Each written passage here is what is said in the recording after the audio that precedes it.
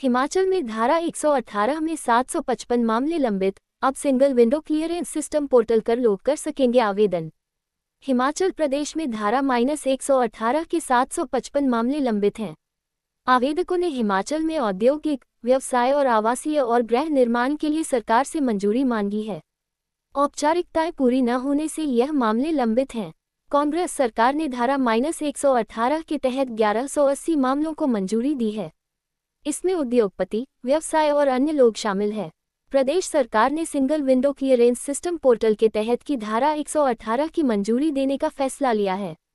Online स्वीकृतियां देने से लोगों को कार्यालय के चक्कर काटने से छुटकारा मिलेगा। हिमाचल प्रदेश में धारा 118 के तहत मंजूरी पाना जटिल प्रक्रिया है। अगर किसी बाहरी राज्य के उद्योगपति ने उद्योग लगाने की इच्छा जताई है तो उन्हें पहले 118 की अनुमति लेनी होगी।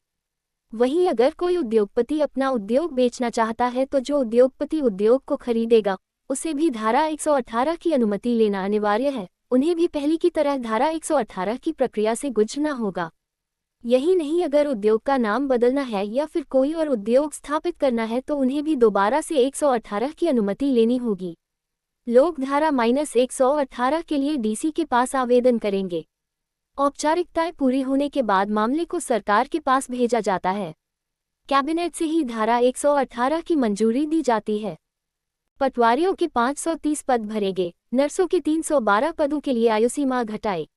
हिमाचल प्रदेश राज्य चयन आयोग HPRCA ने पटवारी और सहायक स्टाफ नर्स के पदों पर बम्पर भर्ती निकाली है। आयोग ने शनिवार को 2 अलग अलग अधिसूचनाएं जारी की हैं। पटवारी, जॉब ट्रेनी और सहायक स्टाफ नर्सों के 842 पदों पर भर्ती होगी। राजस्व विभाग में पटवारियों के 530 पदों और हिमाचल प्रदेश मेडिकल एजुकेशन एवं रिसर्च विभाग सहायक स्टाफ नर्स के 312 पद शामिल हैं। सहायक स्टाफ नर्स के लिए अधिकतम आयु सीमा 45 के बजाय 32 वर्ष तय की गई है, जो वर्षों से भर्ती का इंतजार कर रही हजारों प्रशिक्षित नर्सों के लिए झटके से कम नहीं है। इतना ही नहीं, ये नर्सें जॉब ट्रेनी नीति की बजाय 5 साल की अवधि के लिए भर्ती की जा रही हैं। पात्र उम्मीदवार 12 दिसंबर से 16 जनवरी 2026 तक ऑनलाइन आवेदन कर सकते हैं। ऑनलाइन आवेदन का वेब लिंक 12 दिसंबर को सुबह 10 बजे से 16 जनवरी 2026 रात 11:59 तक खुला रहेगा। दोनों अधिसूचनाएं आयोग की वेबसाइट hprca.hp.gov.in पर उपलब्ध करवा दी गई हैं। पदों के लिए आवेदन फीस 800 रुपये रहेगी, जबकि 100 रुपये करेक्शन फीस रहेगी। जॉब ट्रेनी के लिए 12,500 रुपये और सहायक स्टाफ नर्स के लिए फिक्सड अमाउंट करीब 25,000 रुपये महीना तय किया गया है। सहायक स्टाफ नर्स की नियुक्ति 5 साल के लिए होगी। पटवारियों के पदों के लिए आयु सीमा 18 से 45 साल तय की गई है। हिमाचल के ऊंचाई वाले क्षेत्रों में आज बारिश बर्फबारी के आसार, पहाड़ी इलाकों में जमने लगा पानी। कड़ाके की ठंड के बीच हिमाचल में शनिवार को मौसम के रुख में बदलाव आया। सुबह से ही प्रदेश के अधिकांश क्षेत्रों में बादल छाए रहे। सर्द हवाएं चलने से तापमान में गिरावट दर्ज की गई। मौसम विभाग ने रविवार को प्रदेश के मध्यम और ऊंचाई वाले क्षेत्रों में बारिश और बर्फबारी के आसार जताए हैं। हिमाचल प्रदेश में रात और सुबह के समय तापमान में गिरावट जारी है। वहीं पर्वतीय इलाकों में पानी जमने लगा है। ऊना, बिलासपुर, हमीरपुर, कांगड़ा और मंडी में घना व मध्यम कोहरा छाने की चेतावनी दी गई है। इससे यातायात प्रभावित होने और दृश्यता घटने की आशंका है। मौसम विज्ञान विभाग ने सोमवार से अगले 7 दिनों तक अधिकांश क्षेत्रों में मौसम शुष्क रहने का अनुमान जताया है। उधर जिला कुल्लू और लाहौल घाटी में 2 दिनों तक बादल आने के बाद शनिवार को मौसम साफ रहा और दिन भर धूप खिली रही। मनाली लेह मार्ग पर 7 दिसंबर तक वाहन जा सकेंगे। इसके बाद सामरिक महत्व का यह मार्ग बंद हो जाएगा। राशन डिपो के निरीक्षण में विभाग ने बरती लापरवाही, कैग रिपोर्ट ने खोली पोल, विभाग पर उठाए सवाल। मार्च 2022 को समाप्त अवधि के लिए भारत के नियंत्रक एवं महालेखा परीक्षक कैग की ओर से जारी रिपोर्ट में हिमाचल में उचित मूल्य की दुकानों, राशन डिपो के निरीक्षण को लेकर गंभीर खामियां उजागर हुई हैं। रिपोर्ट के अनुसार वर्ष 2019-20 से 2021-22 के बीच विभाग के निर्धारित निरीक्षण लक्ष्य और वास्तविक आवश्यकता के बीच बड़ा अंतर पाया गया है। इससे स्पष्ट होता है कि विभाग अपनी मूल जिम्मेदारी को लेकर गंभीर नहीं रहा। रिपोर्ट के अनुसार वर्ष 2019-20 में विभाग को 19,936 दुकानों का निरीक्षण लक्ष्य निर्धारित करना चाहिए था, जबकि सिर्फ 10,560 का लक्ष्य तय किया गया। आवश्यकता के मुकाबले 47% यानी 9,376 दुकानों के निरीक्षण लक्ष्य को शुरू में ही कम कर दिया गया। इसी तरह वर्ष 2020-21 में आवश्यक निरीक्षण लक्ष्य 20,084 होना चाहिए था, जबकि विभाग ने सिर्फ 10,420 का लक्ष्य तय किया और 9,664 निरीक्षण 48% लक्ष्य में से कम कर दिए। स्थिति 2021-22 में भी सुधरी नहीं। इस वर्ष 20,272 की आवश्यकता के मुकाबले सिर्फ 10,479 निरीक्षण लक्ष्य निर्धारित किए गए और 9,793 दुकानों 48% को निरीक्षण दायरे से बाहर छोड़ दिया गया। कैग ने इसे गंभीर लापरवाही बताते हुए कहा है कि उचित मूल्य की दुकानों की निगरानी कमजोर पड़ने से लाभार्थियों को मिलने वाले राशन की गुणवत्ता, मात्रा और वितरण व्यवस्था पर प्रतिकूल प्रभाव पड़ सकता है। रिपोर्ट में ये भी कहा गया है कि जब विभाग आवश्यक निरीक्षण लक्ष्य ही निर्धारित नहीं करेगा तो निगरानी और सुधारात्मक कार्रवाई की प्रक्रिया कमजोर पड़ेगी। कैग ने सलाह दी है कि विभाग निरीक्षण लक्ष्य वास्तविक आवश्यकता के अनुसार तय करे और यह सुनिश्चित करे कि सभी दुकानों का नियमित रूप से निरीक्षण हो। 4 लेन मजदूरों के क्वार्टर में भड़की आग, झुलसने से एक की मौत।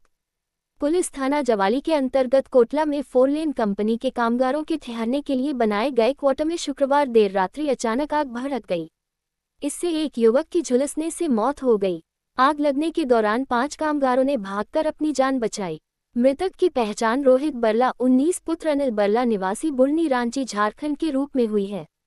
प्राप्त जानकारी के मुताबिक पठानकोट मंडी 4 लेन निर्माण कंपनी ने कहरना में कामगारों के ठहरने के लिए क्वार्टर बना रखे हैं। शुक्रवार देर रात्रि को एक क्वार्टर में अचानक आग लग गई, जिस कारण एक युवक की अंदर झुलसने से मौत हो गई। मौत का ग्रास बने युवक ने भी भागने की कोशिश की थी, लेकिन बाहर गैलरी में ही उसकी मौत हो गई। मौत का काल बने युवक को उसका पिता 1 माह पहले ही काम के लिए यहां लाया था। इसकी सूचना अग्निशमन विभाग में दी गई और आग पर काबू पाने के एक वाहन जवाली और एक शाहपुर से घटनास्थल पर पहुंचा।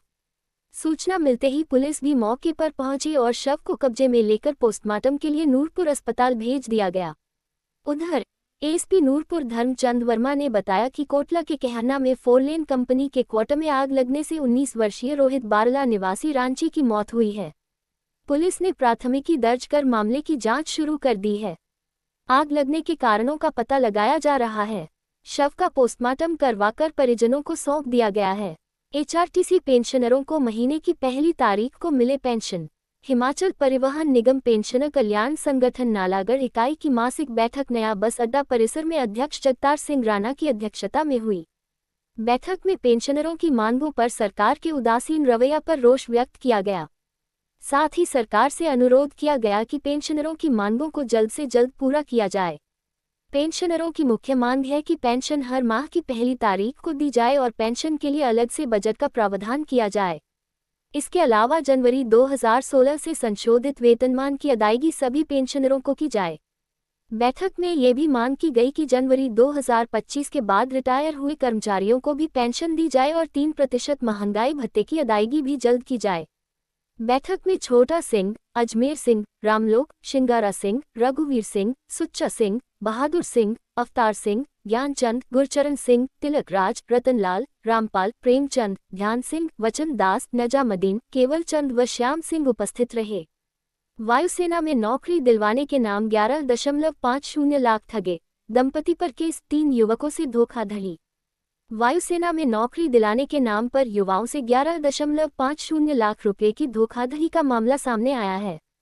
स्टेट सीआईडी क्राइम ने 3 साल से प्रदेश में चल रहे फर्जीवाड़े में हमीरपुर के कक्कड़ निवासी पंकज कुमार और उसकी पत्नी वर्षा देवी के खिलाफ धोखाधड़ी समेत अन्य धाराओं में केस दर्ज कर जांच शुरू कर दी है। प्रारंभिक जांच में पता चला है कि आरोपी नौकरी दिलवाने के नाम पर कई तरह के झांसे देते रहे, लेकिन न नौकरी मिली और न ही रकम लौटाई। पैसे वापस मांगने पर उन्होंने परिजनों को बच्चों का भविष्य खराब करने की धमकी भी दी गई। इस मामले में सीआईडी थाना भराड़ी में केस दर्ज किया गया है। शिकायतकर्ता विजय कुमार निवासी हमीरपुर ने शिकायत में बताया कि वर्ष 2022 में उनकी भांजी उषा देवी के फोन पर आरोपी की पत्नी वर्षा देवी ने दावा किया कि उसका पति पंकज पैसे लेकर भारतीय वायुसेना में भर्ती करवाता है। इस पर उन्होंने पंकज से बात की। पंकज ने उनके दोनों बेटों सचिन कुमार और नितिन कुमार को भर्ती करवाने के लिए 8 लाख की मांग की। उन्होंने दिसंबर 2022 और जनवरी 2023 में कुल 5.90 लाख रुपए पंजाब नेशनल बैंक हमीरपुर के खाते में ऑनलाइन जमा करवाए, जबकि 2.10 लाख रुपए की राशि नकद दी। आरोपी ने शिकायतकर्ता के जीजा सुरेंद्र कुमार से भी उनके बेटे को भर्ती करवाने के नाम पर 3.50 लाख रुपए की धोखाधड़ी को अंजाम दिया। दोनों परिवारों से 11.50 लाख रुपए की राशि ऐंठी गई है। जून से अगस्त 2025 के बीच दबाव बढ़ने पर आरोपी ने विजय कुमार की पत्नी रीना कुमारी के खाते में सिर्फ 80,000 वापस किए।